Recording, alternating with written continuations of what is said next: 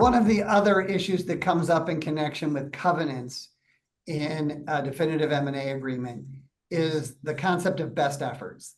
And we often see a buyer in particular trying to cause a seller to use their best efforts to do certain things in order to get the transaction closed. And a seller, on the other hand, will push back and try and change that from best efforts to reasonable efforts or commercially reasonable efforts. And the reason for this, frankly, is because case law has developed that suggests that best efforts often means doing things that don't make economic sense. For instance, if you had to pay someone $500,000 in order to assign their contract, but the contract itself was only worth $250,000, best efforts would say you had to do it. You had to actually make the payment, even though it doesn't make economic sense.